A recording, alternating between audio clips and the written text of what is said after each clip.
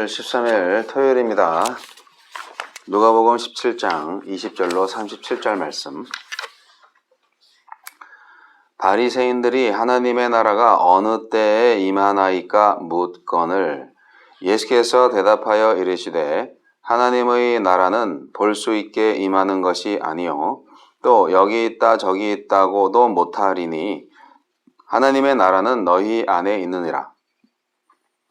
또 제자들에게 이르시되 때가 이르리니 너희가 인자의 날 하루를 보고자 하되 보지 못하리라. 사람이 너희에게 말하되 보라 저기 있다 보라 여기 있다 하리라. 그러나 너희는 가지도 말고 따르지도 말라. 번개가 하늘 아래 이쪽에서 번쩍 이어 하늘 아래 저쪽에까지 비침같이 인자도 자기 날에 그러하리라. 그러나 그가 먼저 많은 고난을 받으며 이 세대에게 버림바 되어야 할지니라. 노아의 때에 된 것과 같이 인자의 때에도 그러하리라. 노아가 방주에 들어가던 날까지 사람들이 먹고 마시고 장가들고 시집가더니 홍수가 나서 그들을 다 멸망시켰으며 또 롯의 때와 같으리니 사람들이 먹고 마시고 사고팔고 심고 집을 짓더니 롯이 소돔에서 나가던 날에 하늘로부터 불과 유황이 비오듯 하여 그들을 멸망시켰느니라. 인자가 나타나는 날에도 이러하리라. 그날에 만일 사람이 지붕 위에 있고 그의 세간이 그 집 안에 있으면 그것을 가지러 내려가지 말 것이요 밭에 있는 자도 그와 같이 뒤로 돌이키지 말 것이니라. 롯의 철을 기억하라. 무릇 자기의 목숨을 보존하고자 하는 자는 잃을 것이요 잃는 자는 살리리라. 내가 너에게 이르노니 그 밤에 둘이 한자리에 누워있으며 하나는 데려감을 얻고 하나는 버려둠을 당할 것이요 두 여자가 함께 맷돌을 갈고 있으며 하나는 데려감을 얻고 하나는 버려둠을 당할 것이니라. 그들이 대답하여 이르되 주여 어디오니이까? 이르시되 주검 있는 곳에는 독수리가 모이느니라 하시니라. 하나님 나라의 시작과 완성. 바리새인들이 하나님의 나라가 어느 때에 임하나이까 하고 여쭈자 예수님은 하나님 나라가 이미 임했고 인자의 날에 완성될 것이라고 말씀하십니다. 우리에게 주시는 교훈은 무엇입니까? 하나님 나라가 가까이 왔다고 하시면서 유다의 해방이나 독립과 무관한 행보만 보이는 예수님께 바리새인들은 비꼬듯이 도대체 당신이 말하는 하나님의 나라는 언제 임한단 말이요? 하고 물었습니다. 그들은 죄인을 용서하시고 병자를 고치시며 가난한 자를 보살피시고 약자를 보호하시는 예수님을 통해 이미 임한 하나님의 나라를 보지 못했습니다. 하나님 나라는 먼 하늘에 있지 않습니다. 예수님처럼 약자 곁으로 가는 발걸음과 병자를 보듬는 손길에 임합니다. 아픔이 있는 현실로 찾아가십시오. 그러면 그곳에 임한 하나님 나라를 볼 것입니다. 기득권을 지키는데 혈안이 된 자들은 예수님이 보여주신 정의와 긍휼의 하나님 나라를 거부하며 결국 예수님을 죽였습니다. 지금도 탐욕에 찬 사람들이 자비와 정의를 짓밟으려 합니다.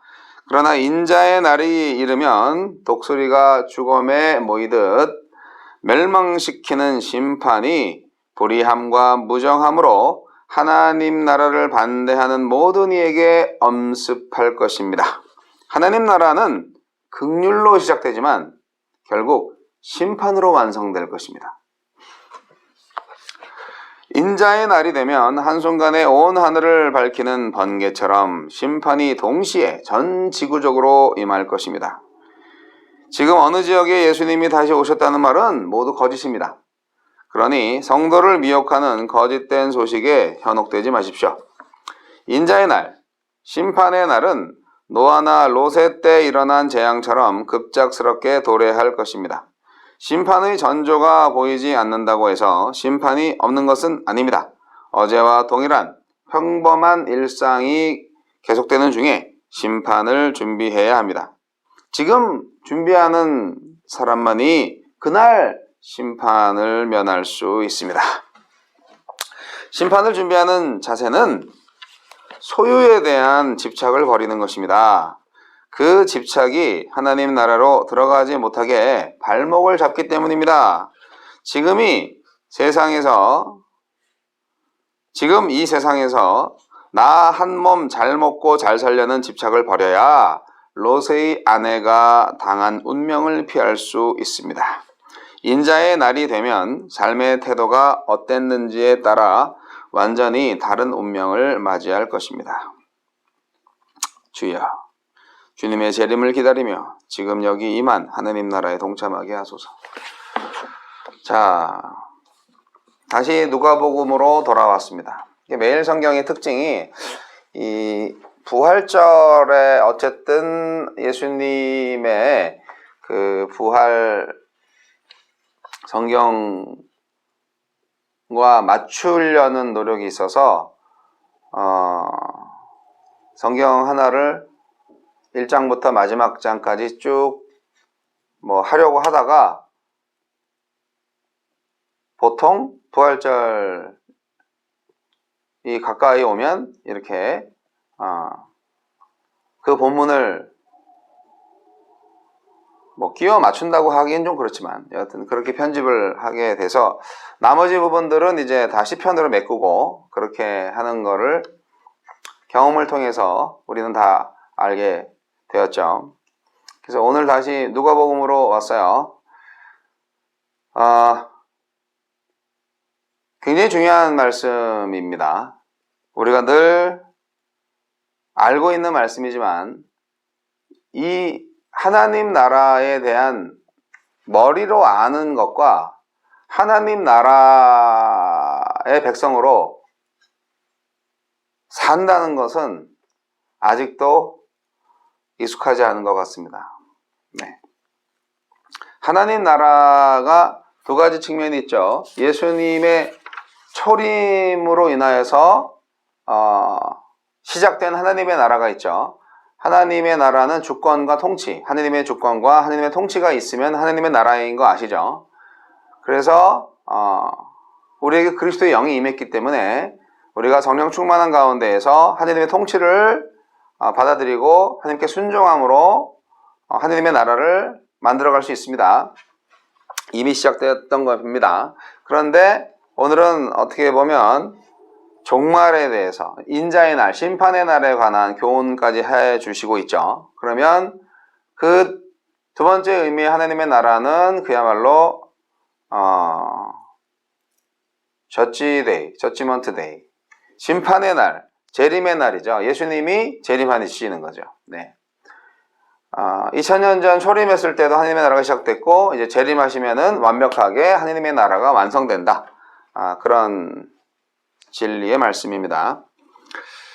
그래서 이렇게 하나님의 나라가 내면적으로 도래하고 이제 외적으로 나타나는 두 가지를 말씀하셨는데 외적으로 나타나는 하나님의 나라에 관해서 또 교훈을 주시는 것은 여기 있다 저기 있다 이런 게 아니고 누구도 알아볼 수 있게 나타난다. 그런데 그것은 갑자기 나타난다. 네, 그런 거죠.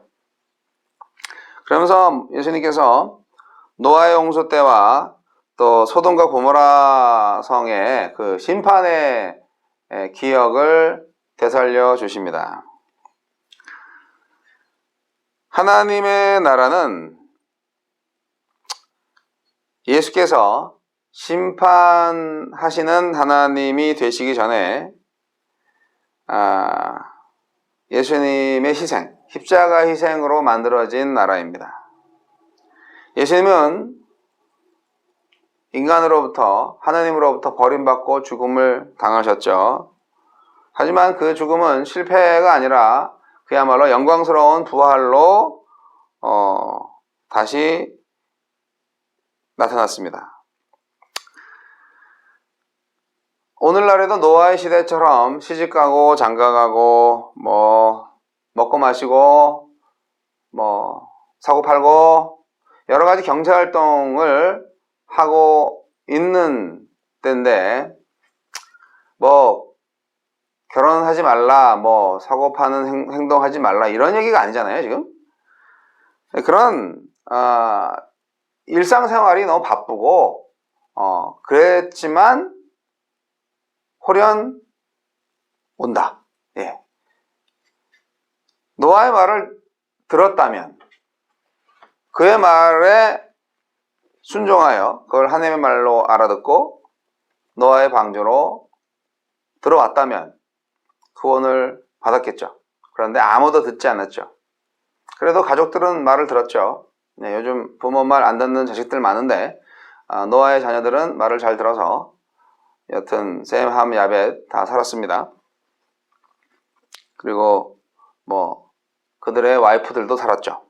그래서 그들의 자녀들도 살았죠. 부모의 선택이 중요하죠.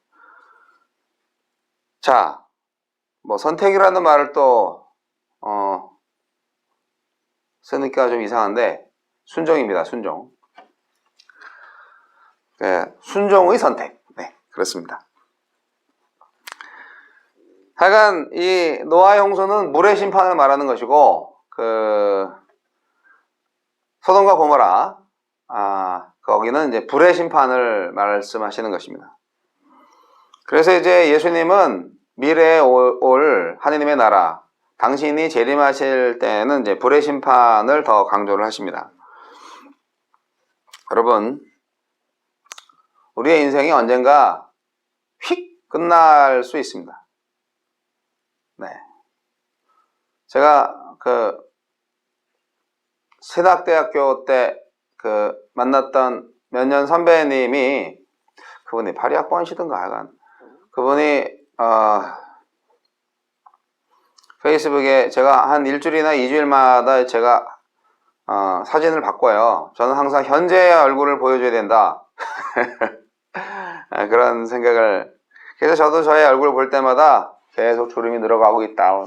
턱살도 늘어나고 막. 그래서 제가 이제 캄보디아 쪽에 선교사로 가 계신 분. 근데 옛날에 그 미소년의 얼굴은 다 어디 갔냐고. 네, 어디 가긴 어디 가요. 다 여기 있지. 근데 변한 거죠.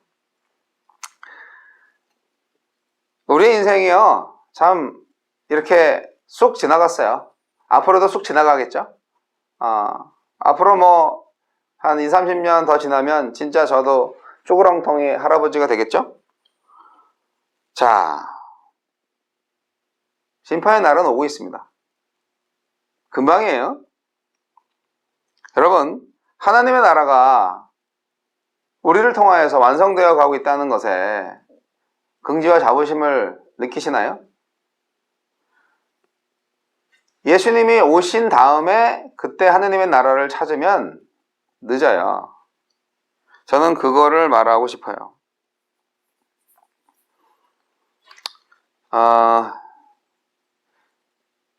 복음성가가 있죠. 예수님 맞을 준비됐나 뭐 이런 찬양 있는데 거기에서도 두 사람이 함께 맷돌 갈다가 두 사람이 함께 잠을 자다가 한 사람은 남고 한 사람은 가겠네 예수님 맞을 준비됐나 이런 복음성가가 있는데 되게 무서운 찬양이었죠. 제가 그거를 중학교 때 처음 보면서 가락은 경쾌한데 진짜 무섭다 하면서 심판을 어떻게 견디지? 네, 그런 걱정을 했던 때가 있습니다. 자,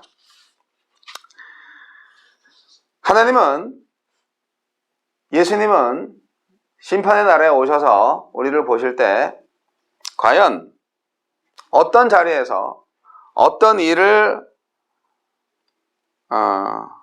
하였는지, 우리가 뭐 돈을 얼마나 많이 벌었는지, 뭐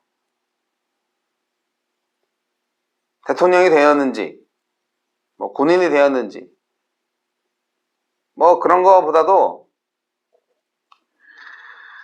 하나님의 나라의 일에 얼마나 참여하였는지를 보실 것입니다. 그래서 하나님을 기쁘게 하셨는지를 보실 것입니다. 재림을 맞는 성도의 자세를 우리가 좀 가져야 될 필요가 있습니다. 하나님을 의지하는 성도는 주님께서 재림하실 때 신부가 신랑을 맞이하듯이 준비해야 할 것입니다. 그런데 이것은 히브리인들, 유대인들, 그 예루살렘 주변이나 또는 팔레스타인 지역에서 히브리인들이 전통적으로 혼인 예식을 어떻게 하느냐에 대한 바로 그 모습을 통해서 되게 특별한 자기들만의 그 혼인 예식을 가지고 있는데, 진짜 신랑이 먼저 정혼을 하고 약혼을 하고 나서요, 한 6개월이든 1년이든 갑자기 나타나요. 그래서 항상 준비하고 있어야 돼요. 신부 쪽은요. 되게 희한한 풍습을 갖고 있더라고요. 그래서 그 신랑과 신부의 만남처럼 항상 예비하고 준비해야 된다라는 말씀을 들었을 때 유대인들은 바로 이해했을 거예요. 우리는 이거를 잘 모르죠. 우리는 결혼 날짜 잡고 뭐 예식장 잡고 예정된 날짜에 가서 결혼하는 쪽으로 생각을 하는데, 히브리인들은 그렇게 생각을 하지 않고 갑자기 신랑이 찾아오더라고요. 그래서 항상 신부는 준비하고 있어야 된다는 것이죠. 왜 그렇게 하는지 모르겠지만 그것이 하느님의 방법이니까. 여러분, 최후의 때 안전하기를 원하십니까? 여러분, 성도는 세상에 있으나 하늘나라에 있는 존재입니다. 아멘. 우리는 세상의 땅을 밟고 서 있는 존재이지만 우리의 머리는 하늘나라에 있어요. 예, 우리는 세상에 속해 있지 않습니다. 세상에서 살고 있지만. 그래서 이 갈등을 해결하는 것은 내 안에 있는 성령 하나님의 능력과 그분에 대한 순종뿐입니다. 여러분, 심판의 날이 오고 있습니다. 그래서 우리가 바보 같은 롯의 아내처럼 뒤돌아보지 마시고 소금기둥 되시니까요. 네. 하나님의 나라로 달려가시기 바랍니다. 지난 과거의 역사는 오늘을 돌아보고 보다 발전적인 내일을 모색하는 데에 그 중요한 의미가 있습니다. 개인이든 민족이든 간에 역사를 통해서 깨달음을 얻지 못하면 미래가 없어요. 망합니다. 역사를 보고 깨달으셔야 돼요. 오늘날 하나님을 모르는 시대가 되었습니다. 니체는 그 독일 19세기 독일의 무신론적 그 실존주의자였죠. 신은 죽었다 그렇게 얘기했지만 그 말에서 뭐가 느껴져요? 니체는 신을 믿었던 사람이고 신의 존재를 부정하지 않은 사람이에요. 그러니까 신은 죽었다고 얘기하지. 오늘날에는 죽었든지 살았든지 몰라. 신이 어딨어. 무관심 하고 있죠. 진짜 무서운 시대예요. 오늘날을 정말 이렇게 돈지상주의로 가나? 정말 세속적인 시대예요. 그리고 도덕적으로 타락이 극심합니다. 이 말세는 정말 말세입니다. 여러분, 노아의 때와 롯의 때에 볼 수 있었던 현상, 우리 시대에도 동일하게 보여집니다. 그 시대에 비해서 물질 문명은 정말 최고로 발달을 했지만 인간의 교만과 이 부도덕함은 더 극치에 달하고 있습니다. 오늘날 쾌락주의와 물질주의 우리 삶 속에 깊이 안주하고 있는데, 여러분, 노아와 롯의 사람들도 똑같이 타락한 생활을 하다가 다 망한 것처럼 그 역사를 바라보고 오늘 아까도 말씀드렸듯이 발은 이 세상에 딛고 있지만 머리는 항상 보이지 않는 위의 것을 지향하는 하나님 나라의 백성의 삶을 살아가시기 바랍니다. 감사합니다.